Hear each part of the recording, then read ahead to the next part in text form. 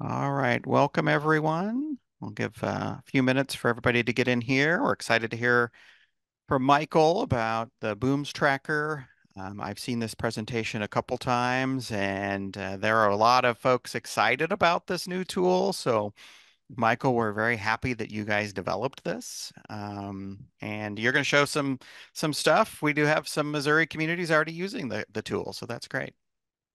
Yeah, very happy to be here. Thanks, Keith.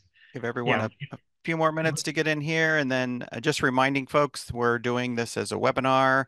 So if you have questions, put them in the Q&A, and I'll ask those to Michael as we go through if need be, or wait till the end. But there is also a chat function, and in fact, why don't you share, give everybody a hello and where you're from today? That'd be great while we're waiting for folks to come in. Michael, I forget, you live in Oregon or Washington? Washington. Yeah, Washington. I'm a Seattleite for the last 12 years or so. Awesome. Got some folks coming in Hello, here. folks. Yeah. We did invite our neighboring states also, so I'm not sure if we'll see any of them today, but we did invite Kansas and Arkansas.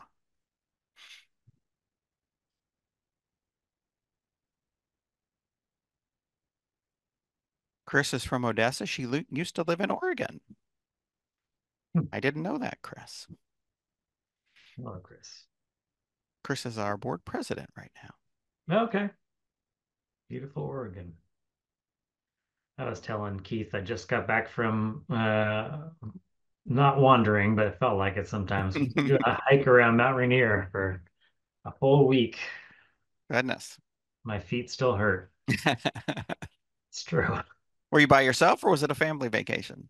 No, it was me and my next door neighbor. Okay. Yeah, they're carrying a 40-pound, 45-pound pack with all the stuff in it. It was, Hmm. yeah, Well, a well, kind of welcome vacation, back. a sort of vacation. Yeah. Welcome back. All right, Michael, let's get started. I'm going to turn it over to you. I'm going to turn my camera off so the recording. So we are recording this just like our mornings on Main. So we'll put this on our YouTube channel afterwards. Um, and I'll turn my camera off so that for the recording, it'll just be you. Okay. And I'll start monitoring the questions. So if you have Okay. questions as you go through, please type them in the Q&A and we'll facilitate those as we go. Okay. Great. So, yeah, hi everyone. Thank you for being here. I'm excited to talk about the BOOMS tracker, the Building Opportunities on Main Street tracker. I'm watching the names as folks coming in. I feel like I've heard from a bunch of you and talked to some of you. So yeah, thank you for being here and thank you for your interest. This is I was saying to Keith, I've kind of done a bunch of these and I kind of keep it really casual. I hope you'll drop questions in the chat if I'll kind of try and keep an eye on it a little bit too. I can answer questions as they come up. But generally, I'm just going to, speak to the housing work we've done, the evolution or the sort of genesis of the Booms tracker, and do a live demo of sorts. I'll look at some of the platform. So, without further ado, oh yeah, I'm Mike Poe, Senior Director of Research. Been at Main Street since the week before the pandemic started, first day of March, 2020. Strange times. So, yeah, getting into the Booms tracker. The Booms tracker comes straight out of our focus on housing, and I do want to shout out these reports. If you haven't seen them before, please do take a look. They're available for download on mainstreet.org. The report on the left is our state of housing report. And maybe just to back up a hair, I think many of you, and I think it's 25 local programs in the state of Missouri, have drawn their boundaries. We have like not only what community you're from, but the actual district boundaries. That was so important and so helpful for you all to contribute. And I know Keith drew some for some folks as well. So helpful because we can start to look at, for instance, the census data to see how much housing there was within a Main Street district in 2010. And then now we can compare it to 2020. We can see how much change there's been. So this state of housing report, the cover on the left, really dove into all that data to talk about what kind of housing is there, how much housing, um, how old, how big, is it apartments, is it single family houses, single unit detached houses, all that kind of stuff. There's some cool charts in that report if you're into sort of digging into data and kind of spending a few minutes with the chart. There are some that show across the 46 coordinating programs in the Main Street America network. As a whole state, what does the state, what does housing look like? And so you can see, like Baltimore and DC have tons of row houses. So I remember that's one of the charts, or which states have the oldest housing, that kind of stuff. The report on the right is one that originally was supposed to be a case study on housing. So, find a couple of successful housing projects and write about how they came about. My colleagues and I in the research team at Main Street America felt like that would not be sufficient. Case studies are fine, case studies are helpful. We wanted to write something that was a little bit more comprehensive. So we really aimed to write this sort of 101 level guide. So the housing guidebook, we usually call the one on the right. Housing guidebook has, if you're new to the topic of housing and housing development, and many folks I think in the network are, what are the terms to know? What are the financing mechanisms that are out there that you should get to know the lingo of and get to the language of? What are the code challenges that come up with upper floor activation, means of egress and fire suppression, sprinklers, these sorts of things. We talked to in the development of the report on the right some just folks around housing, some really veteran Main Street leaders. We talked to Casey Woods at Emporia, of course. Emporia, Kansas has done a ton of great work on housing. Talked to Darren Rutledge, who was the executive director at the time of the Klamath Falls, Oregon program. And we talked to folks like Sherry Early, who is the executive director of the Incremental Development Alliance. So we talked to a whole bunch of folks and tried to really distill some of their insights into this report. Both reports kind of touch on the barriers to housing, what's getting in the way. With the guidebook, we tried to sort of lean into some of the solutions, so what can be done about it. And one of the insights as we kind of dug in was that even these really seasoned, these really veteran Main Street leaders sometimes did not have a crystal clear sense of how much vacant space was in their districts. So we would talk to, folks like Casey or Darren and others, and they would say, how much vacancy, how many vacant upper floors? Well, there's that one, there's that one, there's maybe 10, maybe 10 buildings have a vacant upper floor. And just felt like that is not like the level of engagement that you local leaders have with your districts, with the property owners, with the business owners, with the residents, to not know with certainty feels like a missed opportunity. So that's sort of the genesis or the origins of the Booms tracker. So yeah, Booms, once again, kind of a silly name. I think it's kind of fun. I think it rolls off the tongue, but it stands for Building Opportunities on Main Street. And you can see in the last bullet on this slide, this is really positioning vacant space as opportunity. So I'm not going to go in the details and the weeds about the housing crisis that big cities and small towns, the Midwest and the South, just like the coasts, feeling the housing crunch of housing affordability and housing availability. I think we hear this from communities that are really more reliant on tourism and service as a sort of service economy. We hear this from communities that are not. So it's sort of across the full gamut. Some estimates say we're 3.8 million units short of housing relative to the need we currently have across the United States.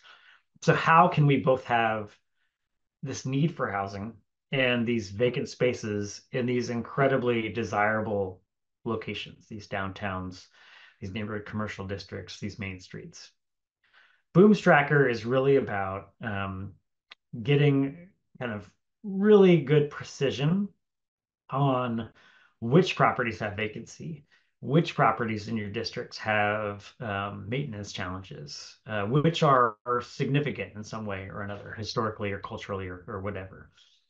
We wanted to build this thing to be map centric, to be mobile friendly. Uh, and so we sort of started thinking about what that would look like, to identify these sort of housing opportunities in plain sight, hidden in plain sight. So as part of this At Home on Main Street project, those first two reports, we started to pilot last summer in 2023, an early, ugly version of this thing with 8 local programs across the network. Some big cities, some small towns. I think we had 8 different states represented. And we just had great success. Those eight directors had very positive things to say. One shining star, takeaway from it in Wausau, Wisconsin, former Games winner. The executive director and one volunteer tracked entered data for all 250 some odd properties in their district in 2 days. So we really tried to keep that level of efficiency and speed kind of built into the thing.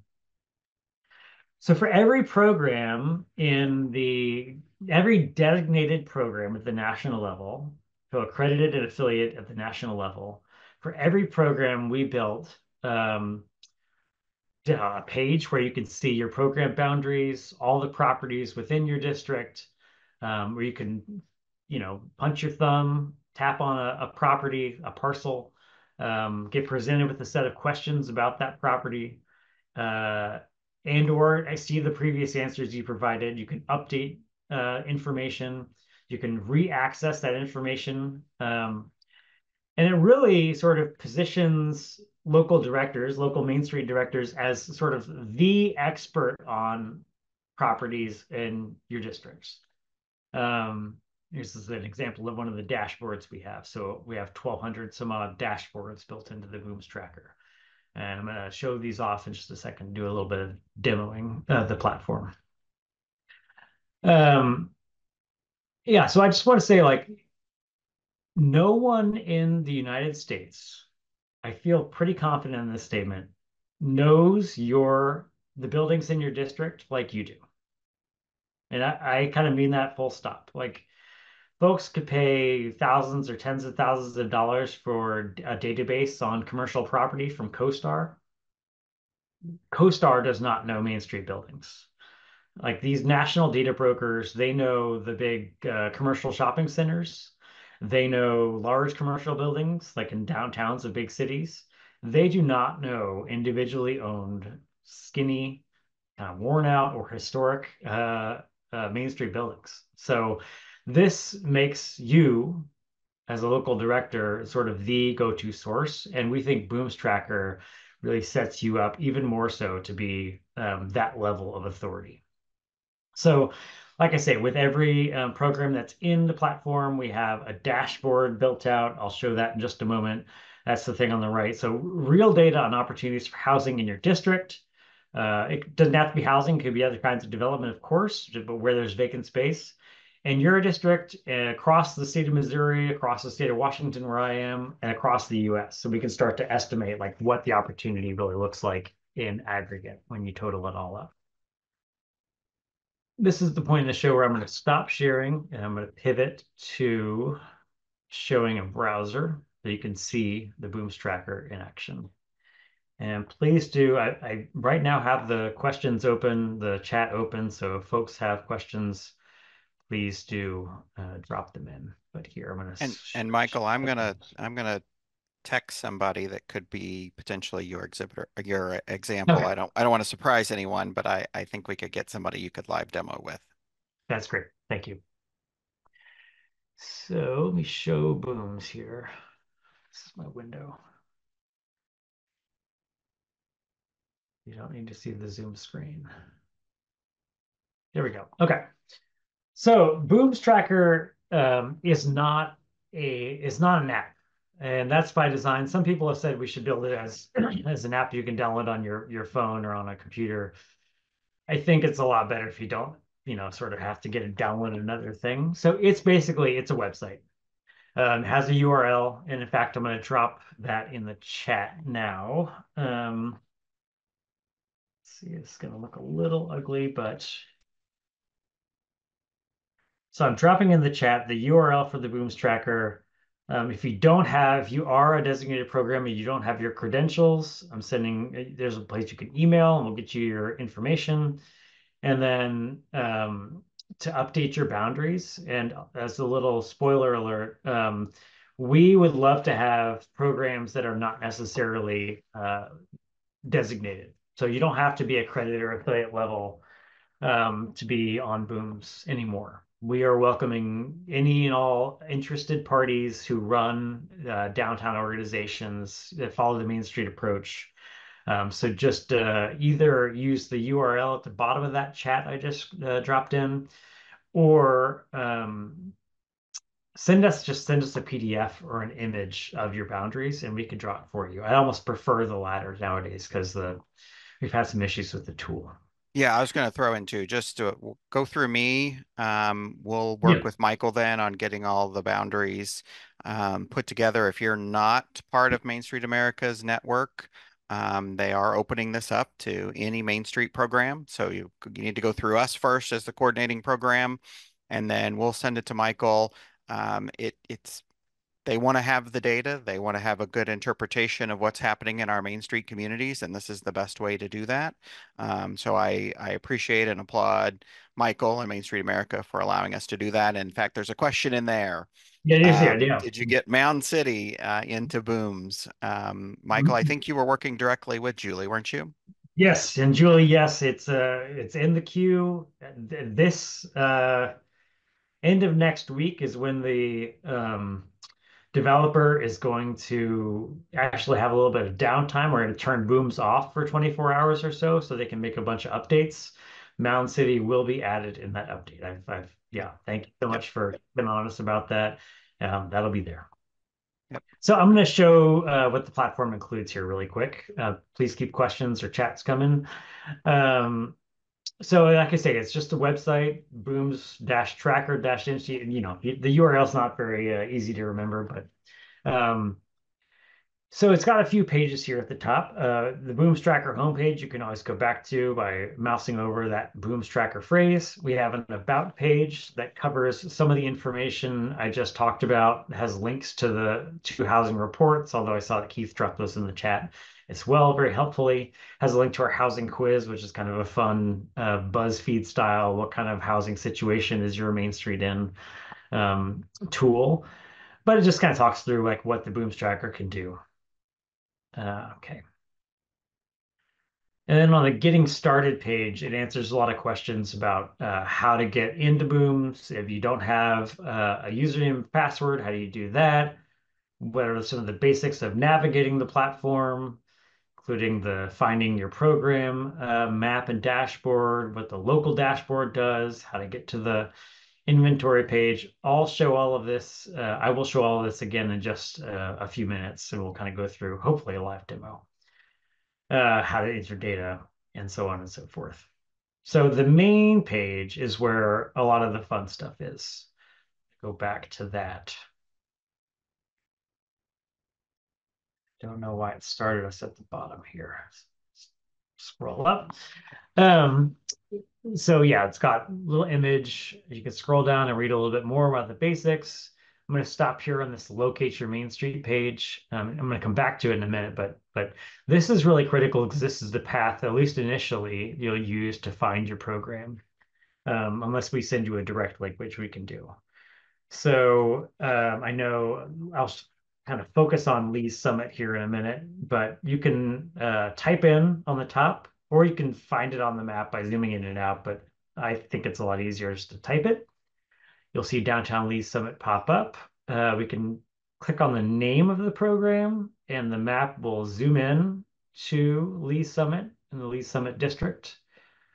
We can click on that blue polygon on the map, and it'll tell us something about what's going on in Lee's Summit.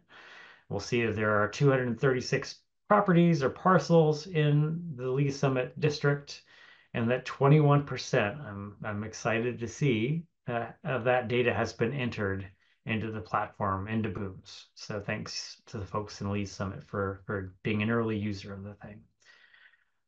I'm going to zoom back out and show a little bit more, and then I'm going to scroll through the rest of the page and come back to this. But another thing you can do with this national map is click on a state, for instance. So click on the state of Missouri, and you'll see that in the state of Missouri, across all 25 districts that are currently built into the thing, there's just over 10,000 properties across that geography, across those 25 districts, and 1% of those have been entered or thereabouts. I think it's just over 0.5% actually. So rounded up.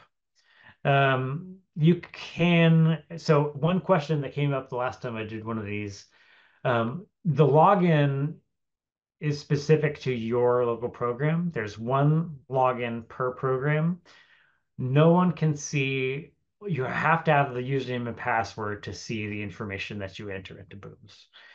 Keith and the folks at the statewide program can see aggregate data and they can zoom in and see individual properties. You have to have a login to see the information, and the permissions are nested. So if you're in the Lease Summit, you can't necessarily just have a look at what's going on in Washington and vice versa.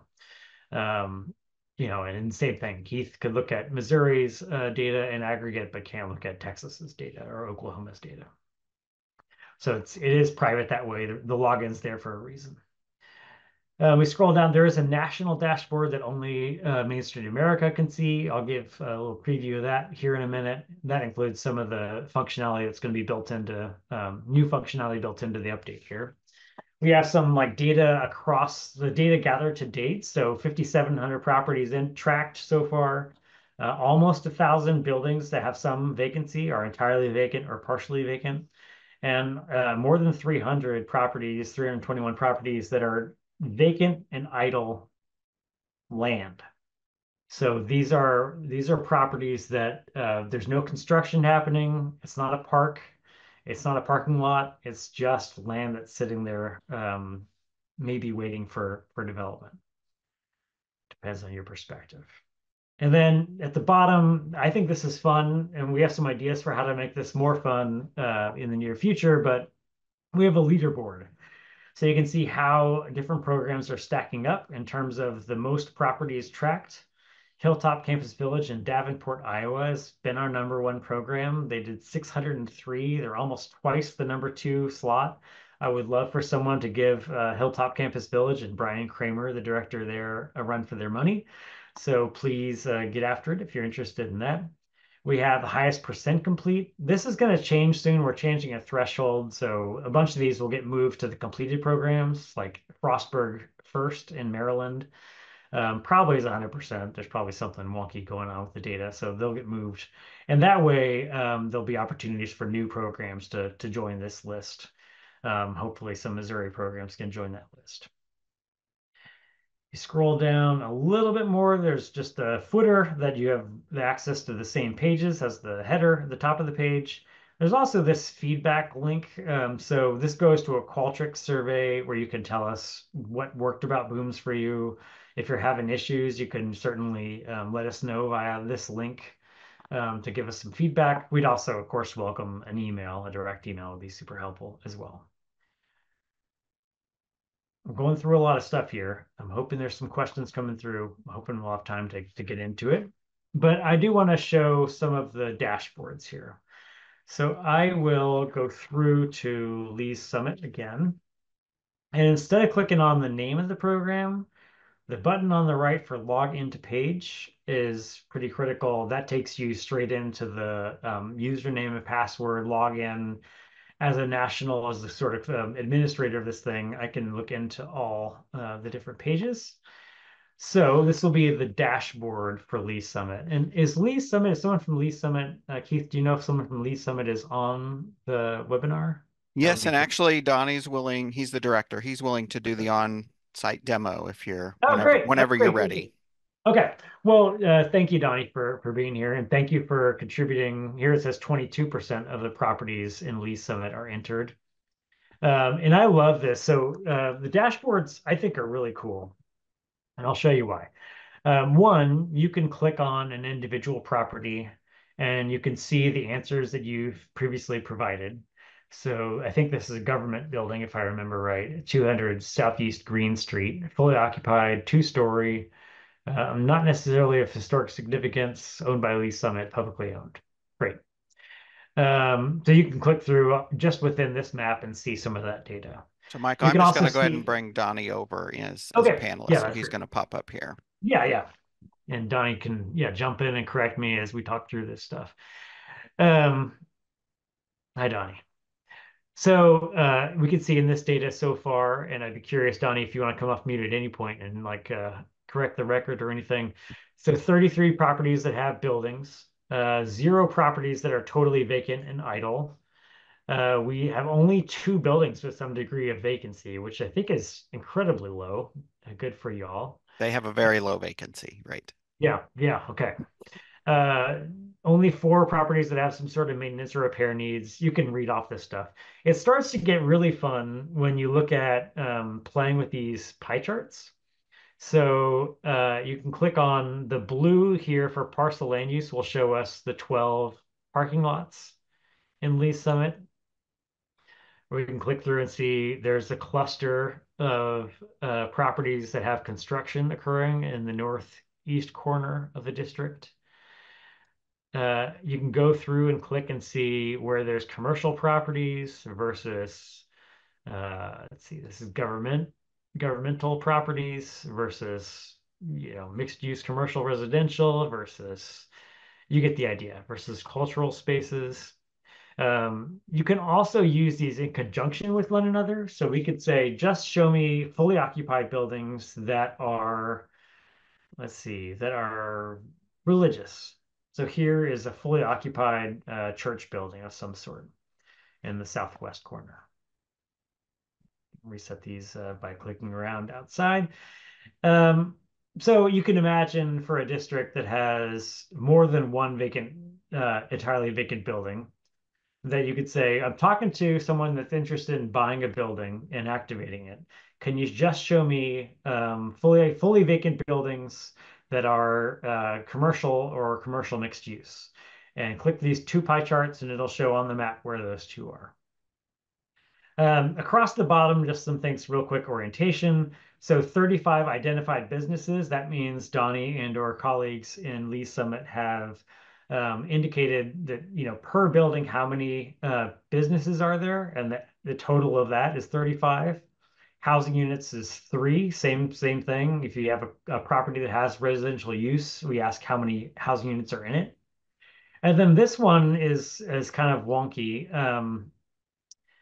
So this shows if there's a property that is fully vacant, I think we count that as, I'm trying to remember right now what the equation is. We said if there's a vacant upper floor that's a fully vacant upper floor, for every floor is 1.5 housing units. For a partially vacant upper floor, that's one housing unit.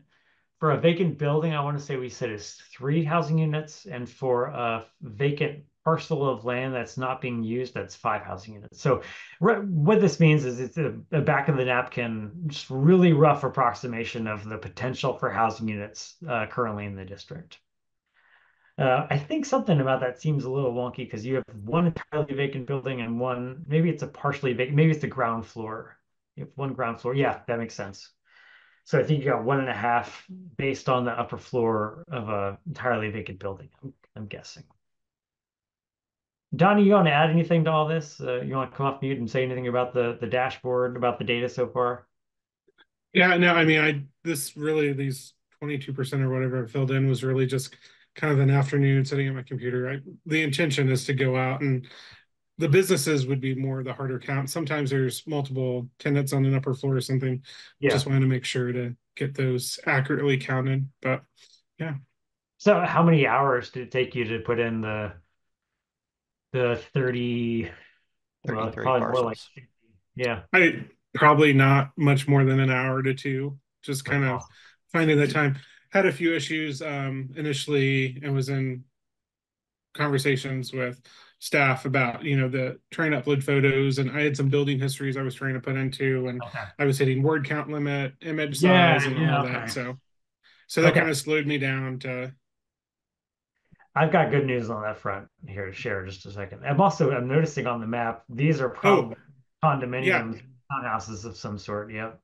it is. And if you could tell me how to do that best, I would love it. Because you see, I did Yeah. one and just gave up and moved on because Yeah.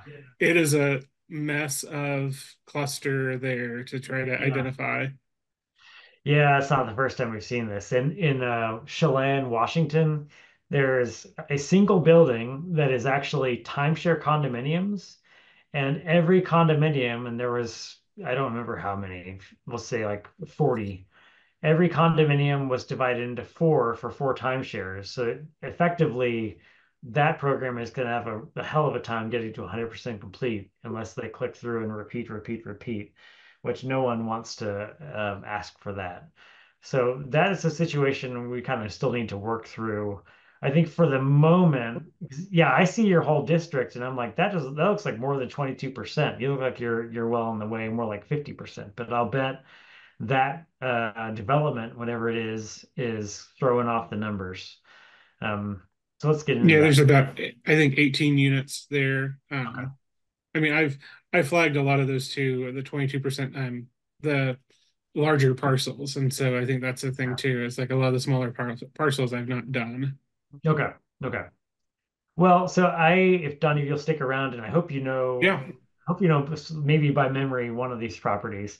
So this collect inventory button here at the top, right under the name of the program, is really critical. That takes you into the actual, what's more like the app, what's more like the tool for adding data. So that'll load up this page. I think my computer's just being slow because of the webinar and the recording. Um, so here's Lee's Summit. There are those properties. I will again zoom in and click on one of the properties to show what this looks like. Let's take let's take that fully occupied religious building in the southwest. Click on that. There we go. It's loading. So that's 311 Southwest Jefferson. It is in need of maintenance or repair. It is historically significant. It's owned by Eastside Church of Christ of Lee Summit. You can just see the basic data there. And yeah, I'm seeing 88% complete on that particular property. I'll bet that's actually should be 100% or should be counted as 100%. That one should be done. You can see the properties. This should be probably evident by now, but the properties that are hatched in blue rather than just outlined in orange are the properties that have been entered into the platform already. So Michael, why does it say 88%? So the 88% is based on the number of questions that are asked. We'll run through those in a second. Okay. It would indicate that there's a question that's been skipped. And I think that's probably not accurate. I think that's probably actually 100% because this, I think, represents a full set of responses. So this, I think, is something that just is a computational thing on the back end that our developer is working out. So 88% means 88% of the questions for 311 Southwest Jefferson were Okay. answered. Yeah, Okay. but I think it's probably actually 100. So forgive us for things like that. I think we're working through it. Well, I would say the thing I've heard you say several times on these and even presenting it to the coordinators is that it is still a work in progress, and you are addressing some of the snags that are happening or adding in additional characters or features, character Yep. counts or features that make sense. But you also, the purpose was to keep it simple so Yeah, that it was easy to do. Um, absolutely. yep. Okay. Yeah, we'll get into that here with some of these questions. So, Donnie, is there a property you can kind of like steer me toward that you know the characteristics of that we can kind of enter the data? It looks like I would guess the intersection of Douglas and Third. You got this regular shaped building on just above. go for the southwest corner of that Douglas and That Third. So little that, sliver. yeah, yeah, because the other corners have upper floor offices, and so I don't Okay. have the exact count of businesses. Yep, makes sense.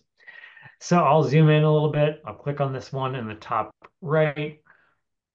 I'm going to do one other thing just to showcase if you're having trouble feeling certain if you're looking at the right property, I'd encourage you to use this button in the top right corner, the base map gallery, Mm, okay. and you can switch over to a satellite view of the district.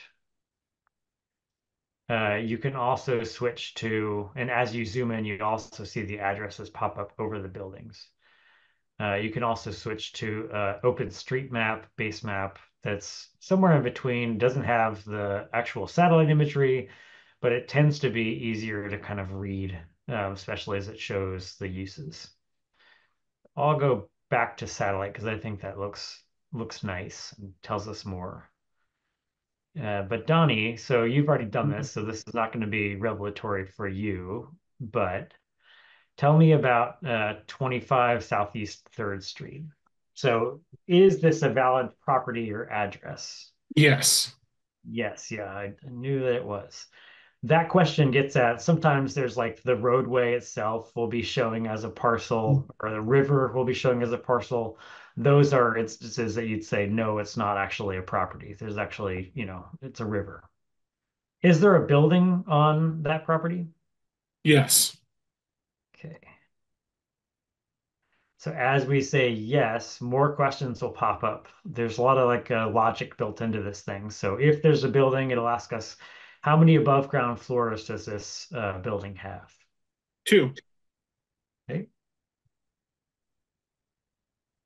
And this is also gets fun. So if we say it's 1 floor, then it won't ask us any questions about upper versus ground floor. We say 2, it'll ask us, what is the building fully occupied, partially vacant, or fully vacant? Fully occupied. Fully occupied. Okay. If we said partially vacant, it would ask us, is the ground floor occupied or vacant or partially vacant? Is the upper floor? That's the way we sort of start to get at a slightly better level of granularity about the data, about the vacant space. So fully occupied, what is the building used for? It looks like it's got some kind of cocktail bar or something like that. Correct. Yeah. So Okay. cocktail bar and live music venue on the upper floor, Okay. the jazz Okay. club. Cool. So this question, sometimes questions come up about what if it's ground floor retail, just for instance, ground floor retail, upper floor is vacant, used for, maybe it's used for storage for the business or something, but not actively used. What do you say? Is that commercial? Is that mixed use commercial residential? Is that mixed use another combination? And my answer for like every question, including that question, are sort of what do you think? Like, what is your perspective as the local director? With all of this information, we're not looking for you to have to like dig into the records, to have to ask the assessor. We don't want you to have to go to the planning office. We want you just to say, I think that was housing upstairs and now it's vacant. So I'm going to call it mixed use commercial residential. I think that's a totally valid way to think about this. You won't be wildly off. You can see the other kinds of uses that we offer, like recreational, industrial, governmental, religious, cultural, etc. So yeah, this is the question Donnie you said it gets hard if there's a lot of businesses upstairs. How many businesses are operating at this address? 1. Just one. Okay. Mhm.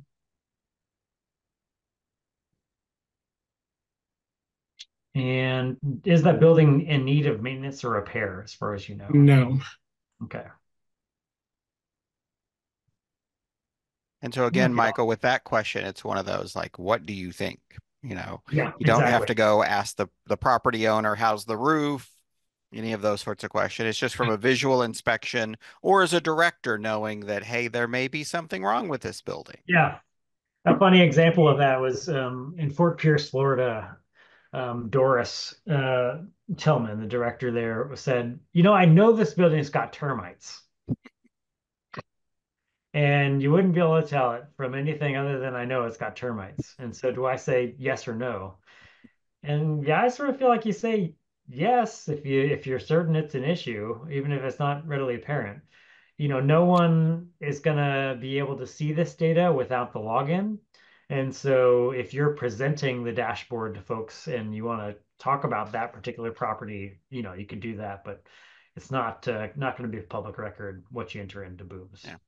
I think Unless you, Donnie, were you going to share something about that question? yeah, Well, it's one of those things I kind of looked at it this way. Is it gonna get me in trouble with the property owner? Depending on like, I mean, and what varying level of maintenance. I tried to look at when I was entering any that needed maintenance that was more extreme on the maintenance side. Like if it just needs a fresh coat of paint or, I kind of skipped over those and didn't put that. But if it's something that I know for sure, the roof or there's tuck pointing issues, I would hit needs maintenance. yeah, yeah, that makes sense to me.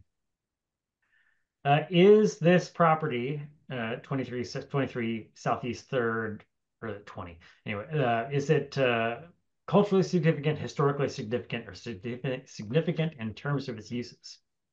I've been using this as whether or not they're on the National Register. Okay. This building had a full facade on it when we went on the National Register, so it technically isn't on the National Register, but I would say once those improvements have been made, yes, it would be significant. So I love so that. that I love that answer, Donnie, because it gets to like, yeah, you kind of use it how you see fit. Maybe Keith and everyone in the state of Missouri agrees they want to use National Register as the answer to that. I sort of feel like it's whatever folks think. So, and we have that question, it's like culturally significant, historically significant, significant in terms of its uses to indicate that it doesn't have to be locally designated, it doesn't have to be National Register eligible, it doesn't have to be National Register listed. It can just be something that's like really old and important to the community for whatever reason. It's totally up to you to answer how you like. And then the following question is the first of these that right now says it's limited to 255 characters. That's one of these things I was kind of like was honestly a little frustrated that that was baked into the initial platform. I don't know why we would limit to 255 characters. That is going to be fixed, if I understand right, in this first revision. So, Donnie, I'm sorry you had that frustration before. That should be cleared up when we relaunch the thing 2 Mondays from now, I think. great. So, but is there anything you want us to write or indicate about the history of this building or parcel? No. Okay. So there you can write in whatever you want. And on this question, I'll note, I'm not sure right now, this should not count toward whether the survey is completed for the property. But it might be. And this is one of these things we're trying to get a clear answer from the developer to make sure that if it's a write-in, it should not count toward it. So, Michael, Okay. Donnie could put there his explanation for his answer to 7, Yeah. that when the national district was established, this building had a facade on it that made it not qualify, but the facade's been removed. So those notes could go in there, correct? Yeah, totally. And Donnie, I It- think to make your record correct, didn't you want 7 to be yes? Yes. Yep. Correct. okay. Thank you. So I will say yes to the significance. I will just scribble in that explanation. I hope that's not 255 characters. That shouldn't be, I don't think. I Does use, go quick though. I will say the yeah. I'd say, 255 characters. yeah, 40 to 50 words is not a lot. In fact, I'm gonna do a couple. I don't want it to go wrong on our live demo here. Okay, well, let's let's hope that's less. Are there any environmental risks to the building or parcel? Does it have any flooding in its floodplain? Is it No. earthquake? Okay, great. That's a question we're going to amend with this. So some of these questions are going to get updated a little bit. We're trying to make these tweaks in a way that's not going to impact the quality of the data that's been entered already. But we think that should be inclusive of contaminations, like Mm, brownfield kind of sites. If gotcha. there's previously been a gas station or a Mhm. dry cleaner, that kind of thing. And then, do you have knowledge about who owns this building? I do. All right. So if you say yes, it'll pop up some questions. Again, we're gonna have some tweaks to the options here. It's not publicly owned. Is it owned by the business owners? Is it owned by someone familiar with the Main Street program? It is owned by someone familiar with the Main Street program. Okay. And 100%, this is one that's going to get corrected. I don't know why the developer, I shouldn't be so openly critical, but said MSA, like Main Street America, like I'm sure local property owners are not care less kind of about Main Street America, the national entity. So that'll see Main Street in this update. And that question, Michael, looks like for 10, you can pick multiple things. Is that correct? Yes, that is correct. Okay. Yeah, and actually we should dwell on this one just a hair longer. So if it's owned by the business owner who's familiar with the Main Street organization, that's great. I think owned by neglectful or absentee owner, that gets pretty sensitive, I know. But again, this is information that's visible to the person with the login and not to others unless they show it. Mhm. So you should feel free to answer kind of whichever of those you feel is appropriate. I think we are going to add owned locally as one of the options. I think that's going to replace individually owned, which Mm. I don't actually know what individually owned would mean. And as the sort of one of the people behind this thing, it's a little vexing to me. I Um, should say that was one of my issues filling these out. It's just like individually owned is to me a person, whereas we've started seeing in our district, especially some larger companies come in, real estate companies Right. come in and purchase property. yeah, And that's where I don't know where that fits in Mhm. on yeah. that list there. Yeah. So I'd say two things to that. One, yeah, I hope our cleaned up response options. Keith, you said this is a living thing and it's evolving. And some of these evolutions I regret weren't made or were required in the first place. But um, the second thing is that question 11 here is our sort of wide open-ended. What do you know about the owner? What's the owner's name is Bill, and his phone number is 555-1234, and he likes to have coffee at the place on the corner on Tuesdays. And I last talked to him on. You can write whatever, and I think kind of like it's a really important field for you to have if you're planning on using this as sort of a CRM, as sort of like your relational database, your relationship database with different property owners. I think this is a good opportunity for that. The 255 characters is going to be brutal for that, but again, that should go away. That strict requirement. So, anything you want to say here, and reminding you you're on a live recorded webinar about the property owner. Oh, I mean, yeah, I know the names of the property owner. I can go back in and add that. I was kind of Okay. curious with this. Is this downloadable in some way? Because that was one of the things my economic enhancement committee was looking at. It's just like, okay, if I'm entering names and numbers and email addresses, do I always have to go to this, or is it something I can download I was just from? going to ask the same question, Donnie. Great question. And that is another thing that's coming that I think will be in this like 2 Mondays from now update if it's not sooner. That was this miscommunication. It's a long, really silly story. But yeah, there's a miscommunication about the downloadable data that will be downloadable. So this data will be downloadable as a Excel file or CSV file. That should have been there at the start. That's coming soon. Um, Good.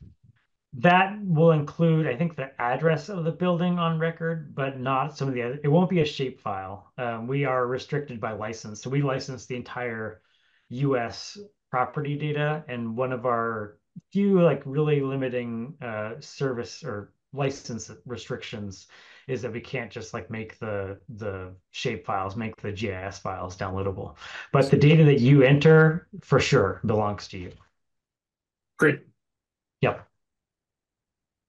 And if you have any issue with like you can't download it or the download thing isn't working the way you want it to, let us know and we can manually pull it down and send you the file too. So the last two questions here, and we're kind of right on schedule, are any other comments about the property? If there's anything you want to add about development challenges or plans for the property or issues with condition?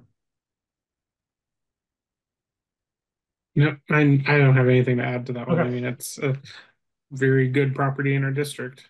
Okay. I'll just say that. And I was going to ask 11 and 12 probably don't count to that percentage. They shouldn't, right? Okay. They're optional. And then photo is totally optional too. You can take a picture right from your phone if you're filling in this data on the phone. take a picture and upload it right then and there. You can go back in and see those photos, and you can go back in and if you have like find a historic photo of the building and you want to upload that from the computer, you could do that too. So you could have a kind of a cool photo record of different properties in the district. So, Michael, I have So a question kind of related to that. So, Donnie's done some of this already just from his computer in his office, but you also made it to be usable with a phone or an iPad as you're walking the district.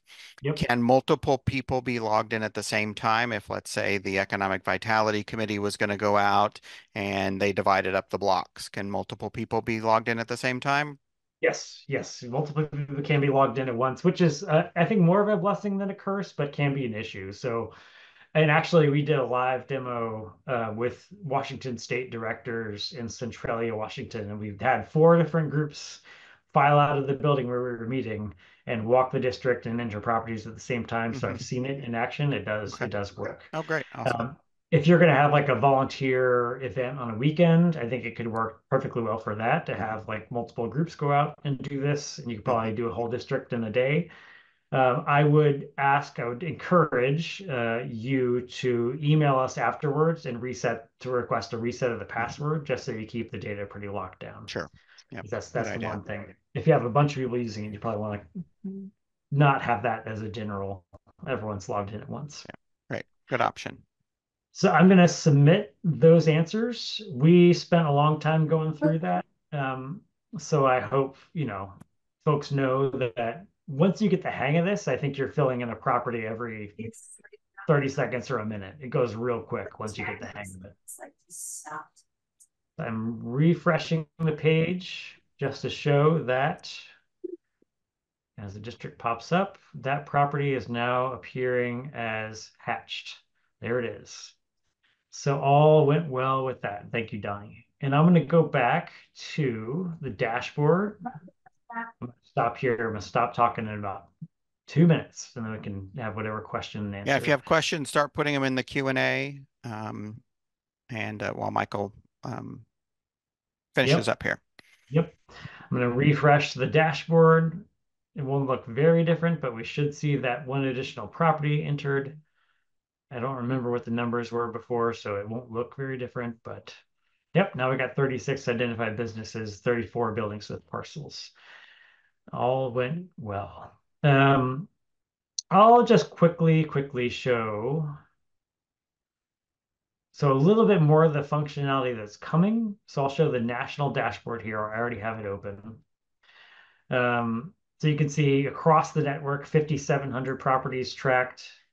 We're looking for projecting based on this number about 200,000 housing units, potential for 200,000 more housing units across the Main Street America network. So a ton of data here. One thing that's cool that's going to be available to everyone soon. So right now you could kind of filter the map based on vacancy, parcel land use, building land use. We're adding the ability to filter by ownership type. So basically any answer. You could just show me how many absentee or neglectful owners are there. So 117 properties in the network are owned by a neglectful or absentee owner so far. You could also look at how many buildings have at least 3 floors, and it's 512. So anyway, this is a way to be able to show, and it's going to be more interesting at the local level than nationally. You'll be able to see on the map where those properties are that are culturally significant or historically significant or have maintenance issues. We wanted more functionality with the filtering that way. I'm gonna just do quick flip back to the slides, and then we'll kind of close out here. And Donnie's got a meeting to get to. So thank you, Okay. Donnie, for letting Yeah, us thank you, Donnie. use you as a guinea pig. We appreciate it. Appreciate you. I'll just go back to this. I have like 2 slides, and then we can just talk. See, here we go. I don't know why my computer's like really lagging. I hope all's going clear on your end. Yes. Okay, I did the demo. So we launched this in 2020 in April. More than 350 programs have credentials at this point. We got 4 of you, including Donnie and Lee Summit, using it in Missouri. I think there's 2 more that have credentials. Just kind of a quick look at some of this stuff. Yeah, what we're seeing in the data so far. What's coming soon? Certainly adding the programs that are new to this 2024 Main Street America roster. Those will be included as long as we have boundaries. Programs that have updated boundaries. I know there's a question about Del Mar and St. Louis and updated boundaries there. We'll get that worked out as soon as we can. And Yeah, then and I was going target. to say, related to that, if you find your boundaries are incorrect, just let me know, and then we can work with Michael to get it altered. Thank you, Keith. Yep, Because perfect. sometimes I know we have a couple districts that have expanded recently, so make sure that we've got the expansion in there. So coming later this month will be the data export, the data download, those dashboard improvements, some improvements to the questions and the question response options, and then adding 160 programs I think have either updated boundaries or are new to BOOMS that are going to be added in this round.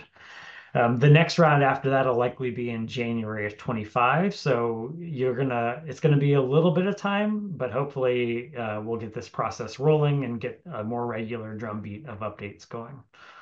On the longer horizon, we're looking at additional levels of questions. So if there's disaster or climate preparedness kind of issues, energy efficiency kind of questions, building or zoning code challenges, Brianne Durham, who's the coordinator in Washington, kind of coached me through this one. Like, if we could say to legislators at the state level that, but for really challenging code requirements when it comes to egress in old buildings, you have another, 5,000 housing units in downtown districts.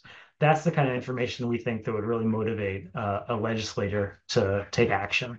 Well, So and that's since you mentioned that, Michael, we are really highly encouraging at this point, but it may be a requirement down the road of our Main Street programs to utilize this tool because it gives us information as the state program, just like Brianne wants.